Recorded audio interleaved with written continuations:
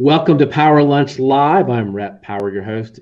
We are in July. It's like the middle of July already, and that I can't believe that. This year's flying by. As I don't know about you, but as I'm sequestered away here and trying to stay healthy and sane during COVID.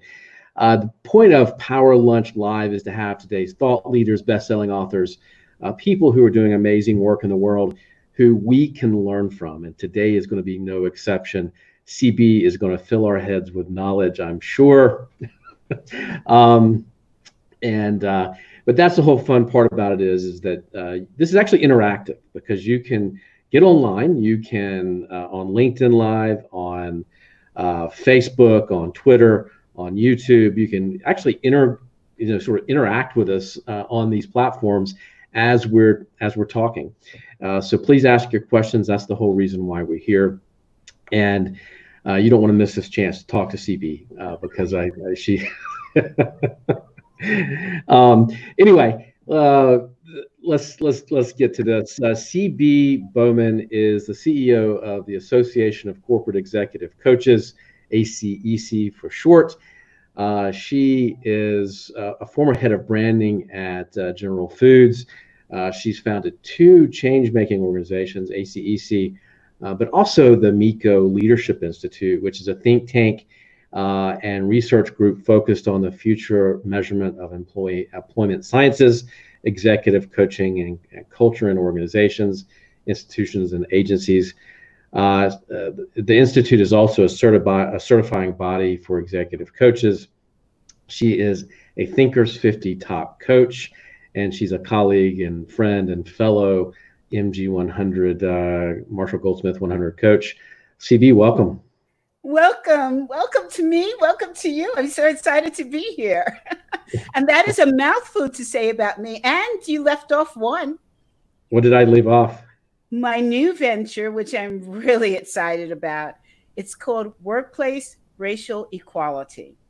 And the website is up, the LinkedIn group is open, and I want everybody who's passionate about equality in the workplace to join me on this journey.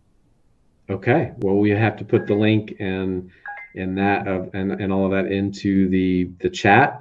And I'm sure you want to tell us about it. Do you want to start there? Sure. I'm super excited about it.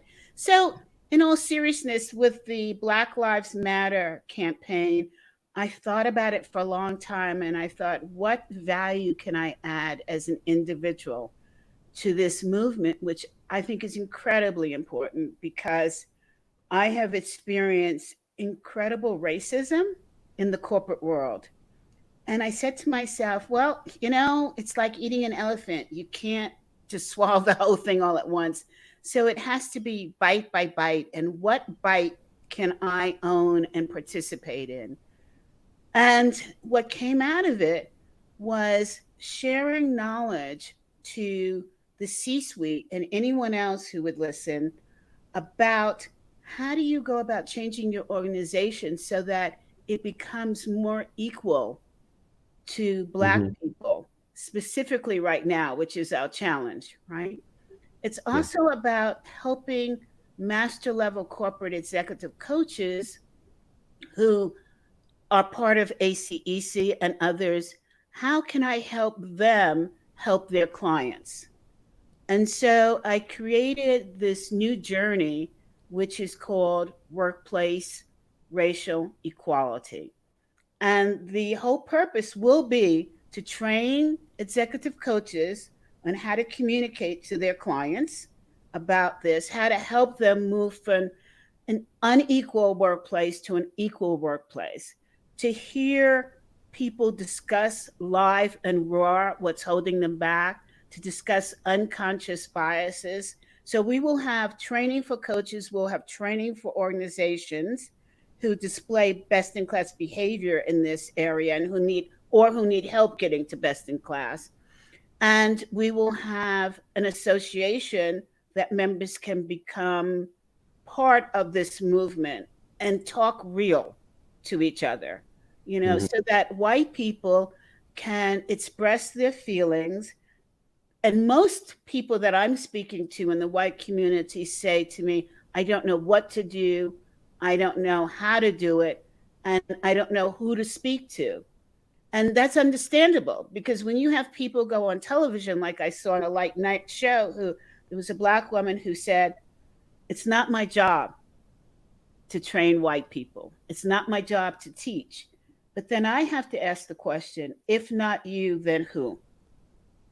And I'm willing to step out and say, I will be glad to have conversation. I'll be glad to train. I'll be glad to help. Because if you take the position of not me, then who will people go to? And Right. part of that I blame on our political environment, who says, you can't say this, you can't ask that, you can't do this. Well, then people get stuck in sort of a hole, and they don't know who to go to, how to say it, or what to say. This program is going to be a program where you can say and speak your heart and your mind and get advice and wisdom. Well, I think in this instance, there are no stupid questions, right? No. Because, I mean, if there's not a dialogue, we're not going to learn from each other. And as you said, if we're not learning from each other and learning how the other feels and learning the other's concerns and learning, if we're not learning, then like you said, we're stuck. And when we're stuck, that's the mess we're in right now, right? Is we're stuck in this ever living cycle, right? Yeah. And we've got to progress past that. Otherwise, it's not going to get any better. It's scary, because you've got half of the population, or 3/4 or whatever, who are locked in this, I don't know what to say or do or think.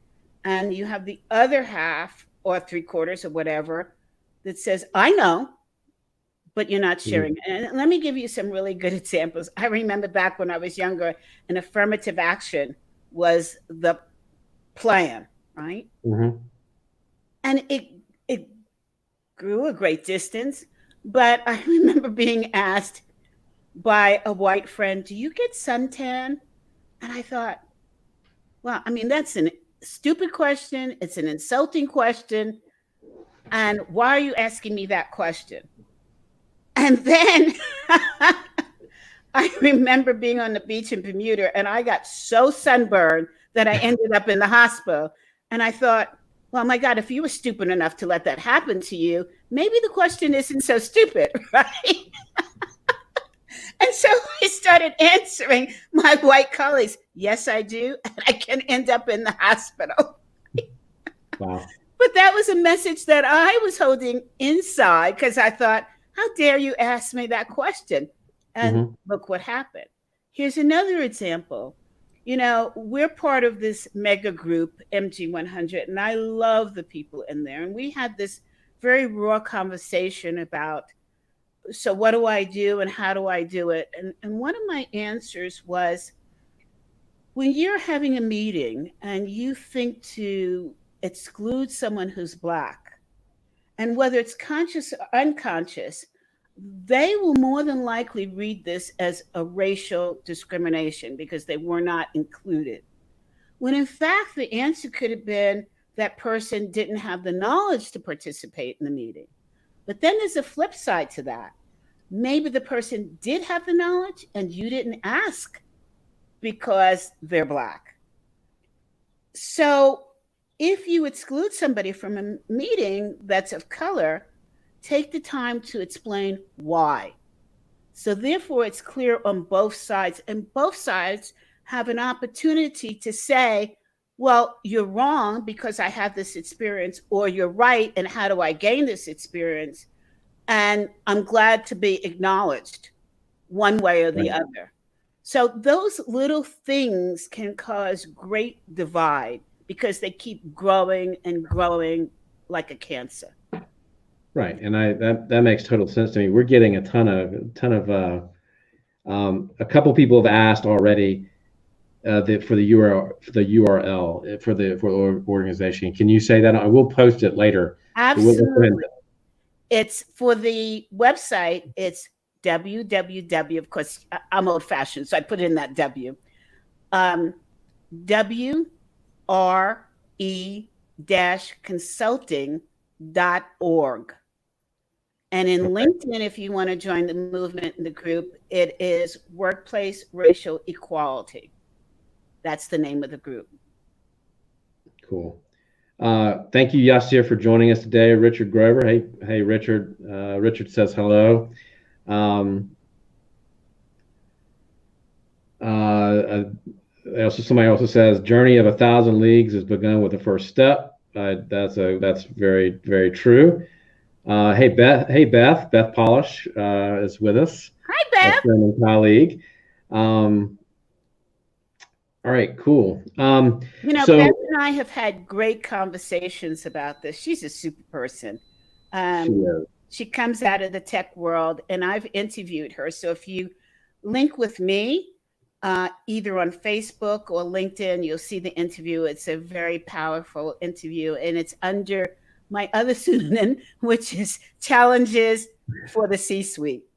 That's your new live program. We're going to talk about that in a few minutes. Yes. Now, Beth is fantastic. She's been on this program before, and you're absolutely right. She is just a voice that people need to hear. So, we'll come back to your new organization, but I want to talk about ACEC and MEECO Leadership Institute. Talk about what inspired you to create these associations and these organizations, and was there a particular gap in coaching or coaching education or coaching support that you saw that needed to be filled? What was the motivation? Because there are other coaching associations, so why start your own? Why go down this whole path of like creating this whole new thing? That's because I'm a rebel. Well, that's true. I knew you were going to say that, but I would have bet life savings on the fact that you were going to say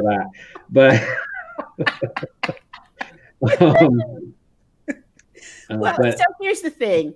As I mentioned before, when I was in corporate America, I faced incredible discrimination. I had to go to Title VII. I had to sue a couple of organizations, which I won't mention the name of, and had a great attorney.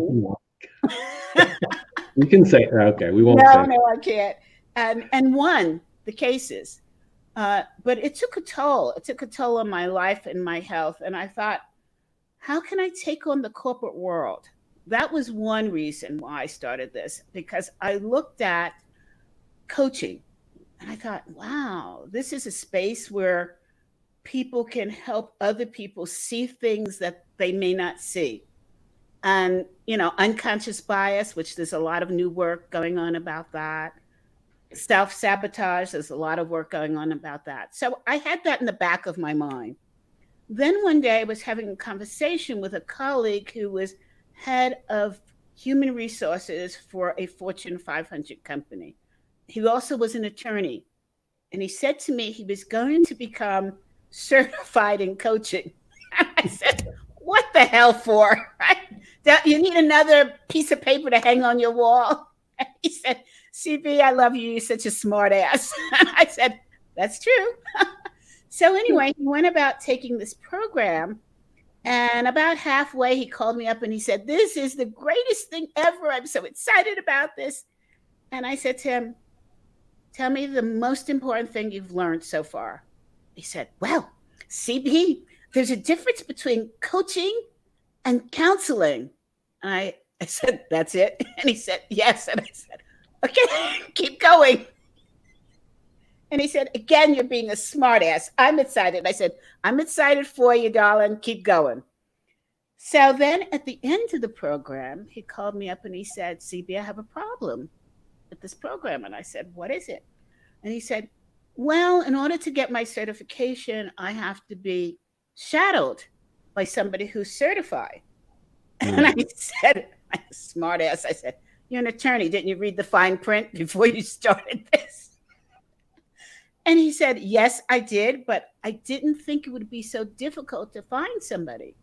And I said, why is it difficult? He said, I've interviewed 24 executive coaches that are certified by this organization, and not one of them knows what an ROI is. So, how can they observe me? How can they understand what I'm going through and what my clients would go through or what my employees go through? And I said to him, so if there was an organization where the coaches knew what an ROI was and had even walked in the shoes of a C-suite person or a business person who knew what an SOM was, Mm-hmm. understood market share, would you have gone through this? And he said, no. And that's Okay. the day that ACEC was formed. I decided to form, first of all, I decided to applaud the associations that were already out there for coaches because they set the foundation. I wanted to take the field in a different direction because my background was business. My background was marketing. I graduated from Lubin School of Business from Pace University and then sat on the advisory board. And I felt that if I'm going to be coach, and I've had coaches, I wanted them to know the business environment in which I operated. And so I started this association with and for executive coaches who were true corporate executive coaches, working in the inside or the outside, but who understood the importance of business, not just the importance of it, but how the client evolved in the world of business in which they existed. And so I created a new level above a mastery in corporate executive coaching, and that is Mm-hmm. being an enterprise wide business partner. It's not a business coach, it's an executive coach who understands the business environment of the coachee. Yeah, that makes a lot of sense to me. There's so many times when I was running my company that um, I needed the coaching, right? No doubt about it, because I was deficient in a lot of places. But it also, I think, having somebody that understood the business side of it and why maybe sort of the reason behind some of my challenges, Yes. right, would have been really, really helpful. So that makes a lot of sense to me. Um, and you may never get to those business challenges, but somebody that understands what you're going through, to understand your state of mind and why you are where you are is really important to make a lot. I mean, those connections I think are really important. Yeah. So if your competition starts to take over your company, your behavior Mhm. is going to shift because you now have to Sure. report to the board as well as to your customer base, right? Right. And the other thing that we do in ACEC, which is really important, is we don't prescribe to a specific methodology of coaching. Mhm. And in Okay. fact, in order to get into ACEC, you have to have experience in more than one methodology because your clients are all going to be different. And we don't feel as an organization that we can dictate the methodology that's going to work the best for your client. So we say you have to come to us with more than one methodology, more than one assessment tool, more than one in terms of general tools that you're going to use, and you have to know when to use what for your client. Right. So it sounds like you're getting kind of the best of the best and people with a deeper background, and I like that a lot. Talk about in general. I mean, COVID, and we touched on it a few minutes ago with the social issues and the racial inequality issues. Uh, do you think that leadership, kind of coming out of the pandemic and coming out of these crises, you think leadership has changed or will change? And are there some new skills that people need now? And I guess on the same by the same token, are there new skills that coaches need? Yeah, so that's a loaded question. I am hoping that there's change. My worry is that it's like a woman who gives birth to a child. We are not meant to remember the pain, right? To carry that pain Yeah. throughout our lives. I am hoping that that does not happen. I am hoping that the C suite remembers the pain, remembers that they cannot have an organization without people. And so you really need to focus on your people. Your people are your pathway to your bottom line. And and so pay attention, hear them, talk to them, get out of your office and communicate with all levels in your organization. That's one. Number two, I remember when organizations were strong in having R&D departments. That went away when money became tight, and that was, in my opinion, a fatal error for business, because you don't most businesses did not have the wherewithal to turn as a result of COVID-19. I was on calls with CEOs, and here's one that really stuck in my mind. There is an organization in Europe who made breads and desserts, and the business started to slump because of COVID-19. Why? Because we were stuck at home. We couldn't go to the stores and get, a brioche or croissant or anything. But what he noticed was, because he had a website, people were ordering flour. Mm. Why is that? They were ordering baking soda, baking powder, butter, milk. You couldn't find milk. Were people drinking more milk? No. They were using it to bake. Parents, moms and dads were home with children. They wanted to keep them occupied. It occurred to them, their grandmothers used to bake. It was a sense of unity, a sense of accomplishment. They were baking. So this organization pivoted to selling the products to make the desserts, to make the breads. Yeast you couldn't find. Who would have predicted that you couldn't find yeast? I believe R&D departments need to come back, and they need to shift or pivot, as we like to say today, their focus to what happens in a disaster. What can our company do?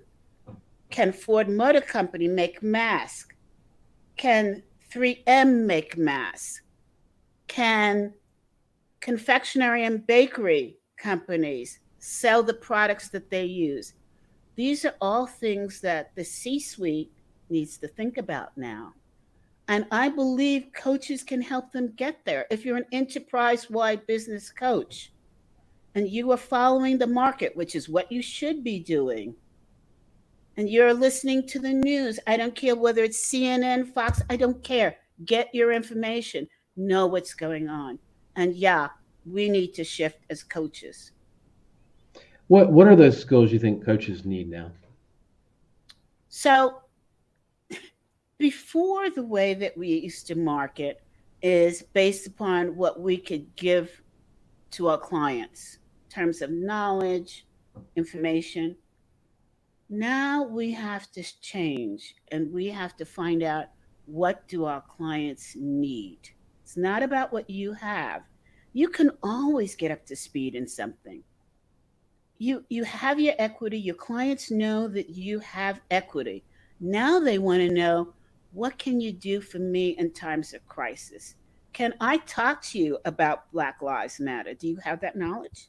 Can I talk to you about, my Right. business is not going well because there's a virus? Yeah, Hmm. we need to change. What is for you in starting these organizations? What's been sort of the what's been exciting about it for you, and what kind of growth have you seen in the people who are members, and talk about your programming and how you help coaches grow and can get better at what they do, because I know that that's a really central key thing to what ACEC does. Yeah. So the first thing when I designed it is this is prior to COVID, of course. I recognize that coaches at the level that we are working with in ACEC are on the plane 90% of the Mhm. time. So having an organization where it was based on face-to-face meetings wasn't going to work. I also recognize that these coaches needed information at warp speed. And so we designed this so that they could, as they're on the plane, get up to speed on what's happening in the business environment. And I thought with COVID-19, we would see a drop off in membership. And ironically, we've seen tremendous growth in membership because I think that people realize that they can't learn it all themselves. They need to network in a new way. It's not about being able to put on a mask and, shake hands with somebody. And we were designed for this. Somehow I saw the future coming. And the great value of ACEC is in the power of the members. I like to say I don't own it. It's the members that own it. They tell me what they want. They tell me what they need. I thought, how are we going to connect because we don't have our once a year conference? And I started a Saturday group, which is under ACEC. It's a group of 20 people. Obviously, it's not all of ACEC who want to give up an hour and a half on Saturday mornings and learn about new things that will affect their business, to be able to develop new relationships, learn new tools before they hit the market. It's been an exciting group that has bonded like glue. Oh my God. The webinars that we're doing are amazing. We don't do webinars about how to coach. Instead, it's about the business side of coaching. So we do webinars on contracts and, new SEO codes. And I mean, we're just off the charts with information. So it's been a fun journey, and I am so excited about the members. They are just amazing.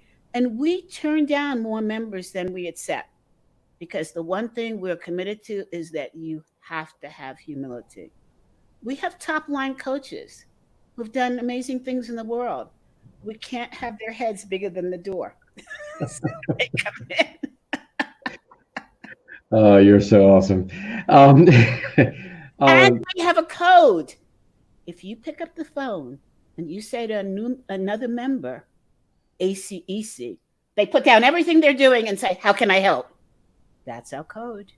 I sure could. I love it.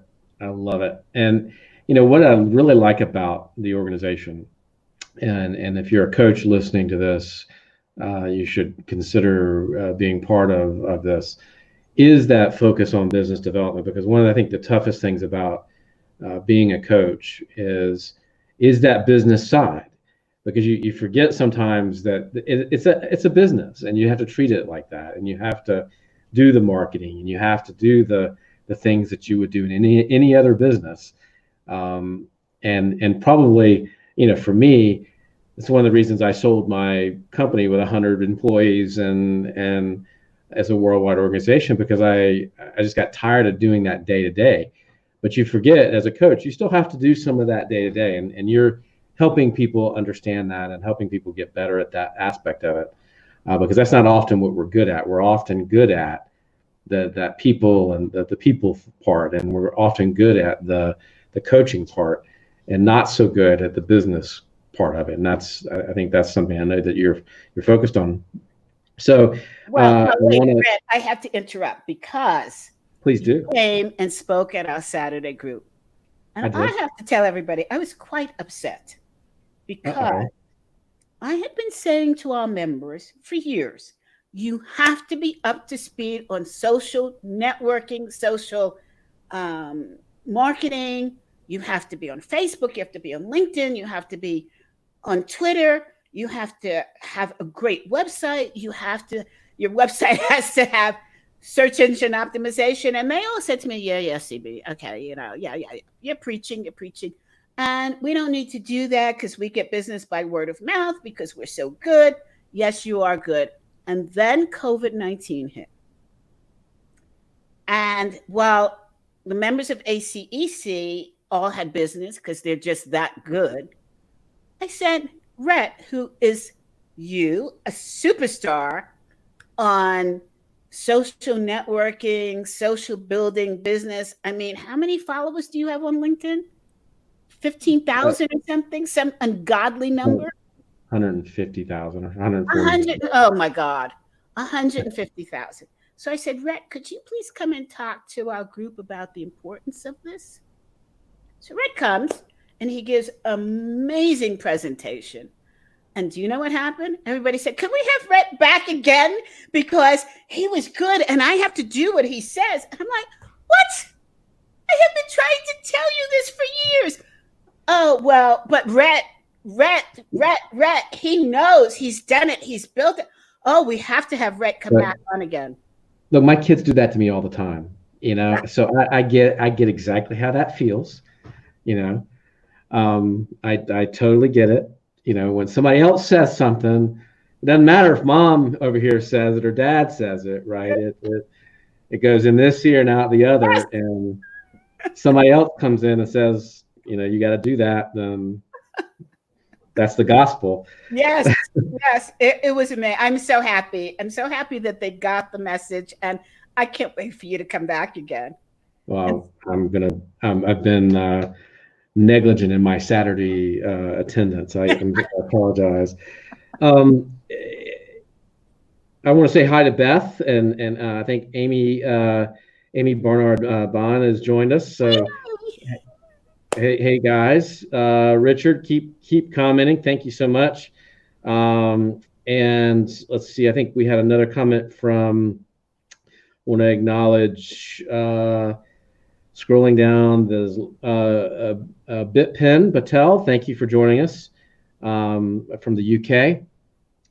Great attendance today. So a couple other questions. We're getting close to our hour. well, you're just going to have to invite me back again. Well, darn it, I just have to do that. That's not a problem. I think we can probably arrange that. So what? There was an interesting conversation. You know, we have these morning calls with our MG100 group, and I'm going to get you on this one because you weren't on the call this morning, and I thought this was a fascinating question from. Now, Rhett, cut me some slack. I just got married July 4th. No excuses. No slack on this. You don't get any slack. That would not be fair.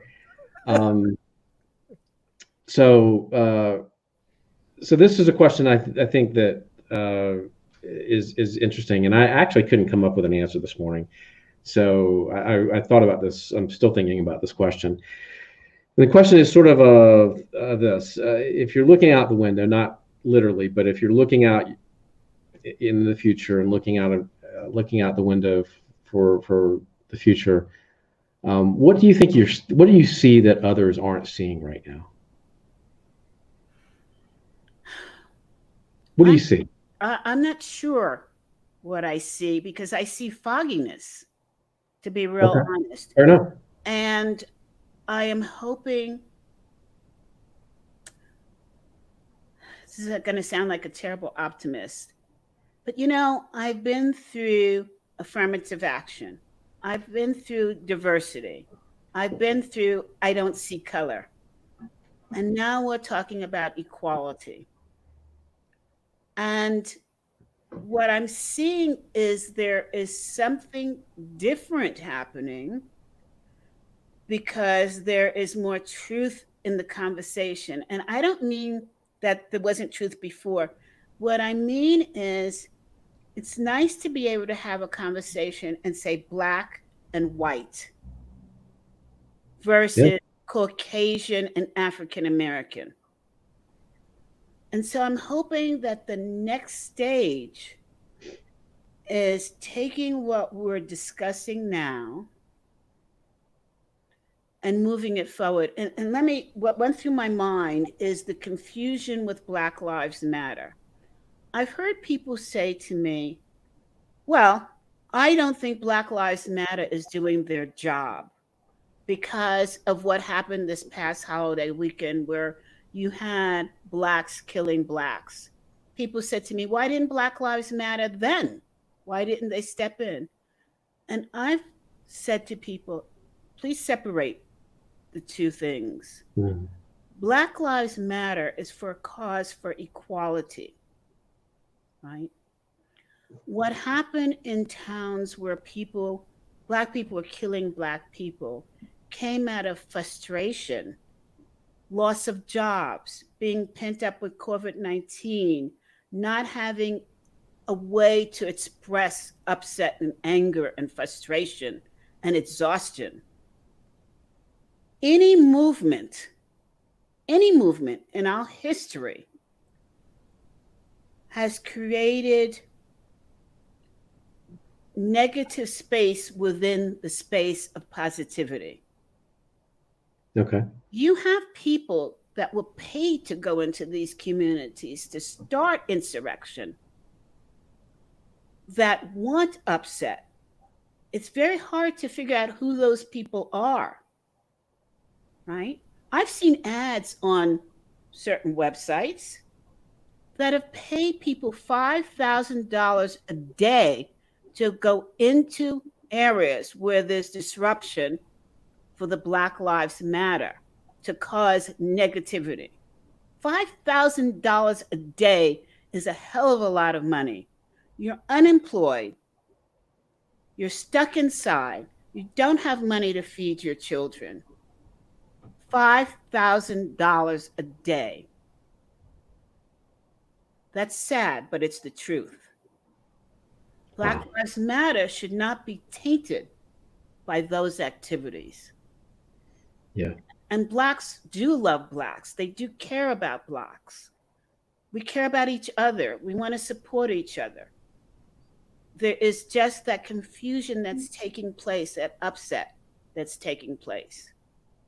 Well, I also think you're absolutely right about separating the two issues. I mean, I think one is an inner city issue. It's a gang issue. It's the poverty. It's a poverty issue. It's the school. I mean, it's a really, really big systemic issue that goes back very far. And I think you're absolutely right. It's not fair to sort of lump those two issues together because they're just two different things. And I think that's used as a way to discredit Black Lives Matter and to I mean it's a political agenda that's doing that to sort of confuse the issues, right? And you kind of hit on this a few minutes ago, but I want to, as the last question for you today, what scares you right now and what gives you hope? What scares me is pulling down statues. Wow. Okay. Yeah. I was about to say I'm sorry, but I'm not sorry for this thinking. I believe that the Jewish population has done an incredible job regarding the Holocaust, reminding young Jewish people, this is the pain that we went through. This must never happen again. This is history. When you start to take down statues, you start destroying history. And so what are our children's children? I mean, in school, history is being cut short. Think 100 years from now. Will our children understand Black Lives Matter? Will they understand slavery? Will they understand the fight and the struggle and how they got to where they are? So taking down these statues is symbolic, but it also erases history. And I believe that we need history to propel us to the positive side of the future. Okay. I'll ask the follow-up. What are you excited about? But I have to ask a follow-up to what you just said. What would you say to people who say though that those statues don't represent anything but hate and they don't really truly represent history? You can get history in a museum. What would you say to that? Hate is part of history, right? Okay. That's what I would say. You have to understand why the hate and where the hate came from. That's history. Okay. I mean, gosh, I don't know if I want to dive into this, but I have to, I guess now.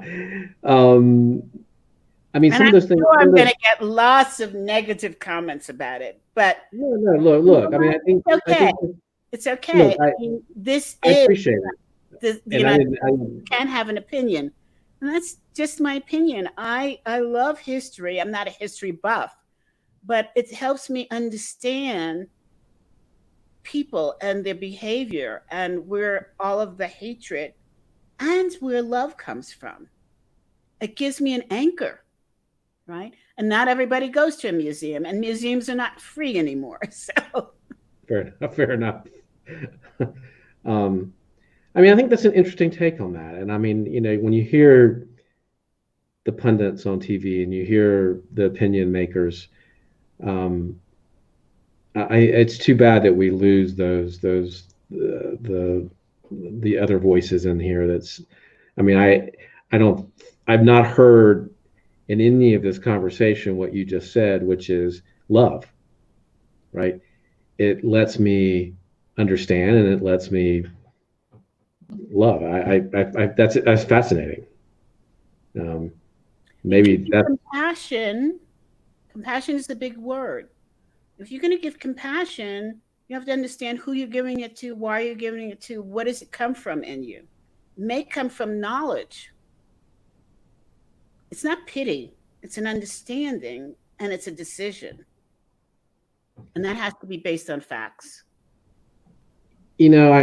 it it takes me back to I think Dr. King's the way that he envisioned that change would happen, right? And it was through peace and love, and not the violence and the conflict and people toting around their AR-15s and pointing it at protesters. And um, I think, yeah, we're definitely at this inflection point or this point where we either start listening to one another and start talking to one another and trying to hear one another, um, or we're in for some serious tough times because I think maybe that's the only way. I mean, I mean, love is, what you just said is really profound, something to really think about. Thank you. Well, I think Well, it's been scientifically proven that people absorb more data when there's love. When there's hatred and violence, people shut down because yeah, they're locked in a perception that doesn't allow the door to open. Now, that perception could be correct, but you'll never know if the door is not open. yeah. Wow. Okay. I think that is a good place to wrap it up. We're going to put that link for for your new organization one more time. Give us the name. So it's workplace racial equality. Okay. And it is on Facebook, Twitter, LinkedIn, and a website. Well, CB, it is always a pleasure to talk to you. And I know you and I talk every day. So, Yes, we have our wonderful meetings. so I do cherish that, and I do appreciate you being on today. So I just want to say to everybody, Rhett is one of the most amazing people I have ever met. And I'm so grateful for MG100 for allowing us to meet and to have an incredible relationship. He and I talk about Black Lives Matter in a very real, fundamental, honest conversation. I'm part of his, and if you don't know about it, if you're in marketing and advertising and PR, he has a Friday meeting that is wonderful. It's raw and it's explosive. And my background from a consumer products company was marketing and branding. And his podcasts give us so much information. He has such a big heart He reaches down and helps people, whether they're below him, equal to him, and above him. So if you have an opportunity, I'm getting emotional. Oh, Reach thank you. out and meet Rhett. Thank you. Same here. Feeling is mutual. Mutual Admiration Society. So thank you for spending some time with us here today on Power Lunch Live. We've got a great lineup this week. We've got tomorrow. This is going to be a fun conversation. I've got Ethan Malik, Wharton professor. We're going to talk about his new book, The Unicorn's Shadow. That's going to be a lot of fun. And then on the 16th, we've got Doug Morneau. I think hopefully I pronounced that right. Doug, sorry if I didn't.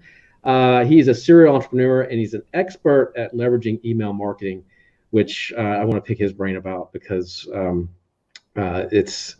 email marketing drives me crazy. So I'm going to pick on him a little bit and pick his brain about how we can do that effectively. Anyway, you guys have a good day. Be safe, be healthy, and we'll see you tomorrow. And that's the Queen's. Is that the Queen's wave? Oh, wait. No, it's this one. This is the CB wave. That's the CB wave. Yes. All right. You guys have a great day. We'll see you tomorrow. Goodbye, everyone.